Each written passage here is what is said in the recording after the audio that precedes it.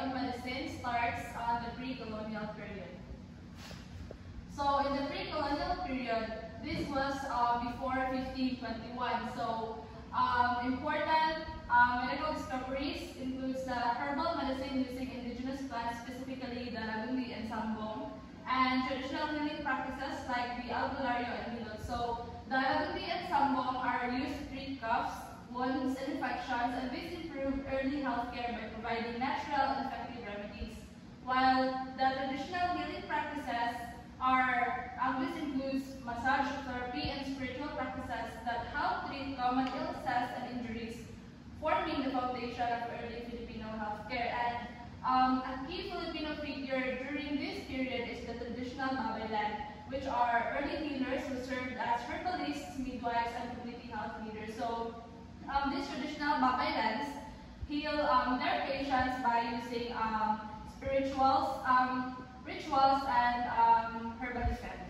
So after the pre-colonial period, we have here the Spanish colonial period from year 1521 to year 1898. So in this period, first hospital is established called the San Juan de Dios in 1578. The San Juan de Dios was among the earliest hospital established during the Spanish era.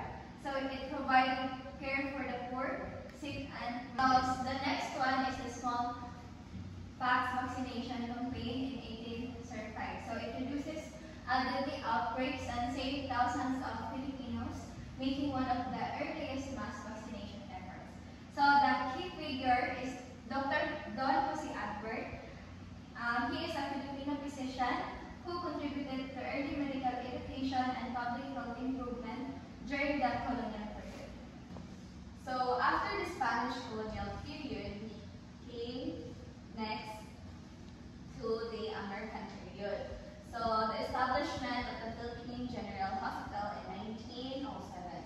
So the PGH became the largest public hospital and a major center for medical training and research, specifically the University of the Philippines, wherein they trained there in the PGH.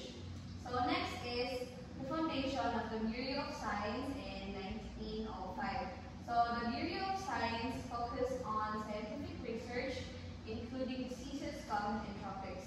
So from Insular Board of Health, they found another institution, which is the Bureau of Science, which improved their health care.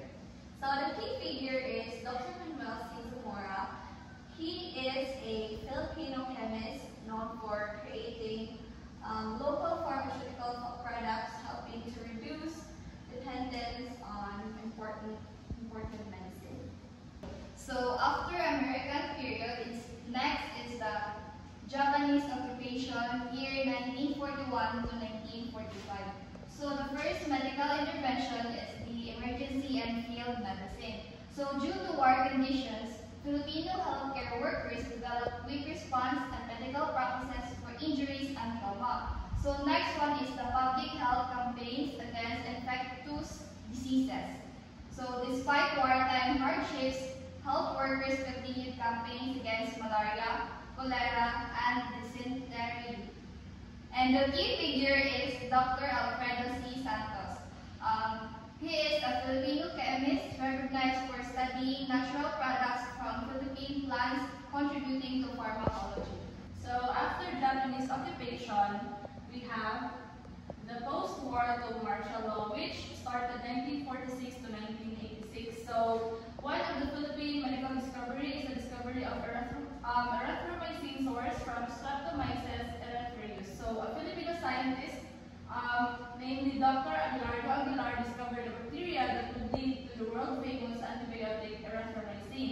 And another is the expansion of rural health units, or the RHUs. The government built local health centers so people in provinces could access basic health care. So this discovery improved the health of Filipinos because this reached a lot of rural areas, specifically the expansion of rural health units. The next is the key figure, which is Dr. Aguilar, which the one who discovered, his discovery led to one of the most important antibiotics in the world, which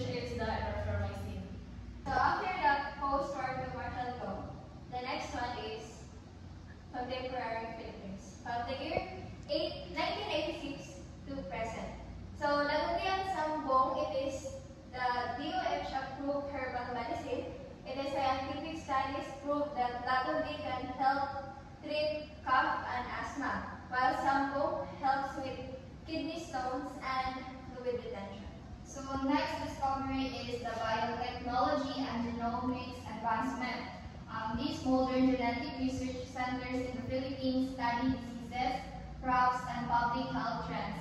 And the key figure of contemporary Philippines is Dr. Ramon C. Barba, known for plant biotechnology breakthroughs, including the mango flowering technology that boosted Philippine agriculture. So after this contemporary period, we have the pandemic and the modern era, which is right now. So the local COVID-19 test kits, or the NIH.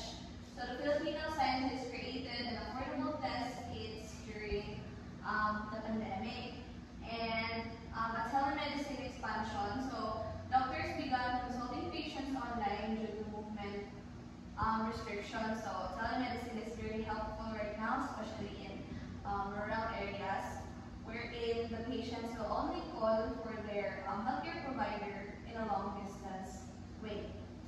So the key figure is Dr. Raul Bistora. So he is a Filipino microbiologist who helped lead the development of local COVID-19 test kits. So this COVID-19 test kits is not available over the counter, but only healthcare professional can access these. But the importance of this is it can be used in long areas so that di na sila mahassle na matukas sila sa city. And that